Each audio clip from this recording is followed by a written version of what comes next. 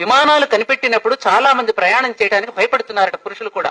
నష్టం వస్తుంది, అయ్యే ఇంత కష్టపెట్టి ఇన్ని లక్షలు కట్టబెట్టి కోట్లు పెట్టి కనిపెట్టా విమానాలు నడుపుతా నష్టం వస్తుంది, ఎవడో ఎక్కడం లేదంటే అప్పుడు అందరూ ఆలోచించి ఆడవాళ్ళని ఎయిర్ హోస్టెస్లుగా పెడితే తప్పకుండా పురుషులు ప్రయాణం చేస్తారని ఆలోచించి ఆడవాళ్ళని ఎయిర్ హోస్టెస్లుగా పెట్టిన తర్వాత దర్జాగా వాళ్ళ అందచందాలను చూసుకుంటూ వాళ్ళు ధైర్యంగా నడుస్తూ మంచినీళ్లు టీలు కాఫీలు అందిస్తూ ఉంటే హాయిగా వాళ్ళని చూసి వాళ్లే నడుస్తుంటే మనకేంటి హాయిగా బెల్ట్ పెట్టుకుని దర్జాగా కూర్చుంటున్నాం కుర్చీలో.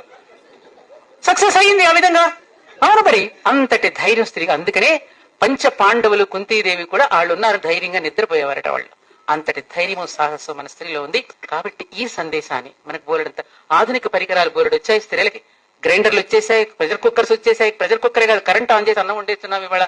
ఎవరికి చేతికి అసలు పని లేదు. చేతికి ఏమీ పని లేకపోవటం వల్ల రకరకాల ఆలోచనలు. ఆమెకి గిరాకీ పెరుగుతుంది సైకాలజిస్ట్ కి. ఏమా ఆవిడకెంత గిరాకీ పెరుగుతుంది ఇవాళ.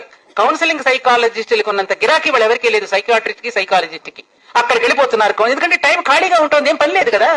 అందుకే మన పూర్వీకులు ఎప్పుడు కర్మని జ్ఞానాన్ని కలిపి అమ్మ మెట్ల నిండా బొట్లు పెట్టు, అది ఊడువు, ఈ ముగ్గులయ్యి, ఈ భజన చెయ్యని ఎప్పుడు కూడా పనిలో ఎప్పుడైతే నియంత్రించబడతామో అప్పుడు మానసిక వికారాలకి తావు ఉండదు. ఇవాళ మగపిల్లలకైనా ఆడపిల్లలకైనా మానసిక వికారాలు ఎక్కువగా పెరిగిపోయి రకరకాల ఇబ్బందులు కొని తెచ్చుకుంటున్నారు అంటే కారణం సమయం ఖాళీగా ఉండబట్టి. చూసుకోవటం, చెత్త ఎన్ని చూసుకోవడం, వాట్సాప్ లో యూట్యూబ్ లో ఖాళీగా ఉండడం, ఖాళీగా ఉన్న తర్వాత మానసిక వికారాలు పెరగడం, ఏదో తినాలని ప్రజలు తీసుకెళ్లి ఫుడ్ అయితే పనికిరాని ఫుడ్లు తినడం. ఆ పనికిరాని ఫుడ్ తినంతా ఏ గుణం పెరుగుతుంది వాళ్ళలో, ఏ రకాల వికారాల మీద రాక్షస ప్రవృత్తి పెరుగుతుంది. దాంతో పసిపాపల మీద అత్యాచారాలు చేయటం. దీనికి కారణం ఏమిటి? మనస్సును ఖాళీగా ఉంచడం, శరీరంతో ఖాళీగా ఉండడం వల్ల ఇవన్నీ వస్తున్నాయి.